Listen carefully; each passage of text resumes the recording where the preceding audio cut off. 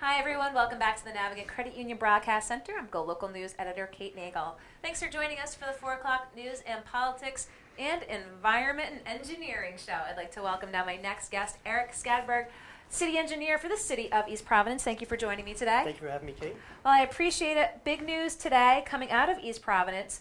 The reopening after 100 years of the Sabin Point Park Beach in East Providence, made possible with some state assistance, and the first time a beach has been reopened in Upper Narragansett Bay here in the state. I mean, this is big. This is big, yes, and that's our goal. Actually, it's not like it's going to open tomorrow. No, I saw give it 5-10 years for swimming. That's but correct. That's right. But yes, Attorney General Martin came down to the city today, presented us with a very nice check, which will be used towards designing, permitting, and constructing treatment facilities for stormwater.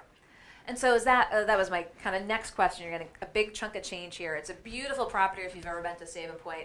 You know, you can look out the Upper Narragansett Bay. It's beautiful, but it's that stormwater treatment. I mean, what does the nuts and bolts of that begin to look like? So basically, what will be is it's BMP's, basically best management practices, that are constructed basically in the ground.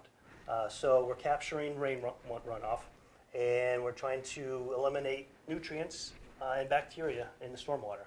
So we do that through infiltration practices, through filters, and through vegetation. And so where are we with that baseline level? Because as you said, no one did the polar bear plunge today. We're looking at folks possibly swimming in about 5 to 10 years.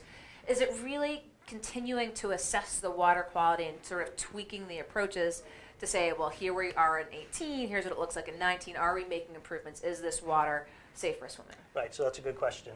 We do have background tests that we've been doing over the last 2 years in coordination with Brown University. They're helping us out with this, and Department of Health. So yes, we do have a master plan also, which helped us get this money. So we do have a plan in place, which we have worked with DEM on, and our consulting engineer ESS group. They've been very helpful. So we do have a process, and we have a plan and steps that we need to take, where we work up in the watershed and work our way down towards the beach. And the main goal is to eliminate 2 pipes that have stagnant water in it, and treat that water and get it to a point where it's clean enough where we can hopefully swim. Start swimming in it. So how did we even get to this point? Did the city go to the state and say, we want to reopen this beach? Or did the state say, hey, we've identified this beach, we have some resources, here you go? Where was the meeting of the minds? So basically back in 2012, we met with Wendy Ferguson, who's with Save the Bay. And she said, boy, here's a great spot. Wouldn't it be wonderful to be able to open this beach again? So that was really the beginning of it. So after that, we did go for some grants from DEM. We were successful in one of them.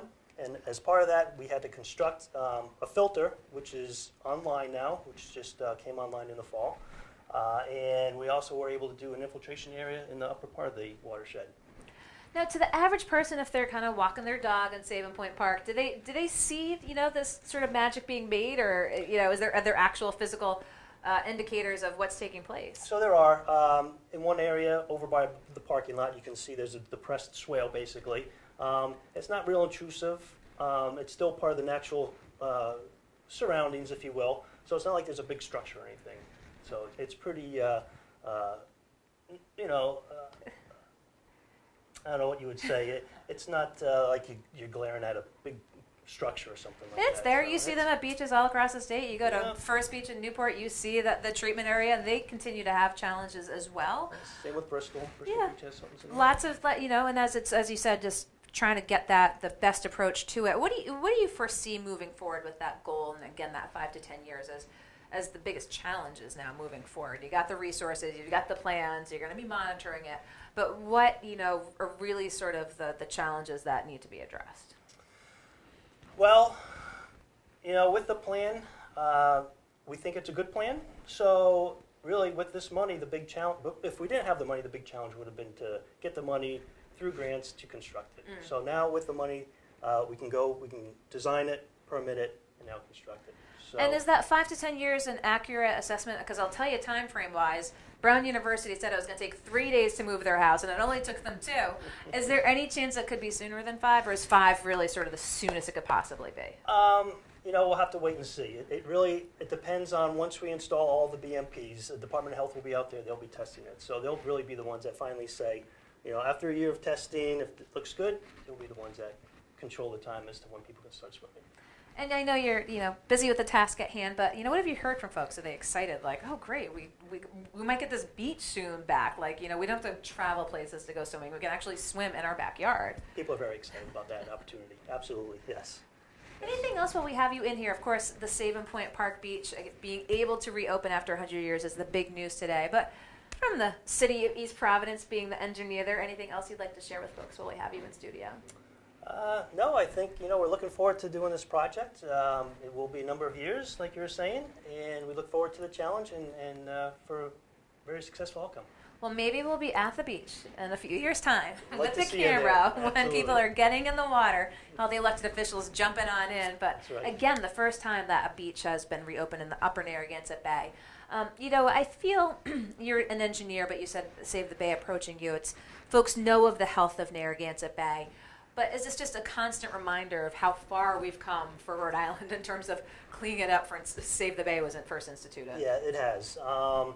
And, a big contributor to the bay getting cleaner is obviously the work with DEM and treating nutrients at the wastewater treatment plants. NBC has done a great job. City of East Providence, they invested $52 million to upgrade their treatment plant. So, there's a cost, but it's certainly well worth it to be able to potentially open up a beach this far north from the bay. Well, again, the partnership from some investment from the state and the folks boots on the ground in East Providence. So Erik Skadberg, the city engineer for the city of East Providence, I appreciate your taking the time Thank you very much to come across the bridge here all the way downtown Providence to let us know about a beach that possibly in 5 to 10 years you might not have to travel too far from here in the city if you want to go swimming in the bay. So thank you for taking the time to come in. That just about wraps up another day here in the Navigant Credit Union Broadcast Center. Tomorrow, Chelsea Gay will be back at 4 o'clock. But we cover the stock market, education, and environment. We appreciate your taking the time to tune in. Of course, be sure to check in with GoLocalProb.com overnight and find us on Facebook. And we look forward to seeing you here tomorrow. I'm GoLocal News Editor Kate Nagel.